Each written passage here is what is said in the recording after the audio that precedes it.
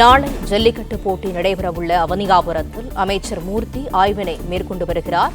அவனியாபுரம் ஜல்லிக்கட்டு ஏற்பாடுகள் இறுதிக்கட்டத்தை அடைந்துள்ள நிலையில் அமைச்சர் மூர்த்தி ஆய்வு செய்து வருகிறார்.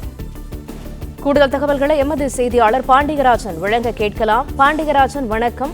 அமைச்சர் மூர்த்தி தற்சமயம் அவனியாபுரத்தில் ஆய்வினை மேற்கொண்டு வருகிறார். முழு விவரங்கள் என்ன, சொல்லுங்க. மதுரை அவனியாபுரத்தில் நாளை நடைபெற இருக்கக்கூடிய ஜல்லிக்கட்டு போட்டிகளுக்கான ஏற்பாடுகள் இறுதி கட்டத்தை எட்டியிருக்கக்கூடிய நிலையில அமைச்சர் மூர்த்தி இந்த பகுதியில் ஆய்வுகளை மேற்கொண்டு வருகிறார்.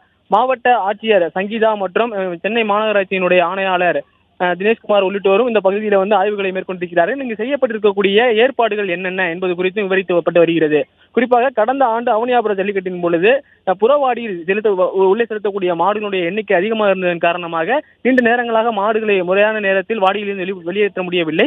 அதன் காரணமாக கிட்டத்தட்ட 1.5 கிலோமீட்டர் அளவிற்கு 2 புறங்களிலும் தடுப்புகள் அமைத்து காளைகளை வரிசையாக கொண்டு செல்வதற்கான ஏற்பாடுகள் செய்யப்பட்டிருப்பதாக மாவட்ட ஆட்சியர் அமைச்சரிடம் தெரிவித்திருக்கிறார். அதனை தவிர்த்து இந்த பகுதியில் வந்திருக்கக்கூடிய அமைச்சரிடம் இங்கு இருக்கக்கூடிய சில இளைஞர்கள் தங்களுக்கு டோக்கன் கிடைக்கவில்லை, அவனியாபுரத்தில் இருக்கக்கூடிய மாடுகளுக்கு டோக்கன் கிடைக்கவில்லை, 80% தான் கிடைத்திருக்கிறது என அவர்கள் கூறும்போது கடந்த ஆண்டு தாங்கள் கொடுத்திருக்கக்கூடிய அந்த விண்ணப்பத்தினையே மீண்டும் தற்போது வழங்கி இருப்பதாக அமைச்சர் தெரிவித்தார். அதனால்தான் ரிஜெக்ட் செய்யப்பட்டிருக்கிறது எனவும் அந்த இளைஞர்களுக்கு அமைச்சர் தெரிவித்திருக்கிறார். கடந்த ஆண்டு பெறப்பட்ட சர்டிபிகேட்டை இந்த ஆண்டு பயன்படுத்தினால் அவர்களுக்கு மாடை உள்ளே இறக்குவதற்கான அனுமதி கிடைக்காது என்கின்ற வகையிலும் அமைச்சருடைய அறிவுறுத்தல் இருந்தது. தற்போது காவல்துறையினர் எவ்வளவு பேர் பாதுகாப்பில் இருக்கப் போகிறார்கள், மாநகராட்சி சார்பில் எடுக்கப்பட்டிருக்கக்கூடிய ஏற்பாடுகள் என்னென்ன, ஏனென்றால் நாளை வரக்கூடிய மாடுகள், காளைகள் மற்றும் காளையினுடைய உரிமையாளர்களுக்கு உணவு கொடுக்க வேண்டிய தேவை இருக்கிறது.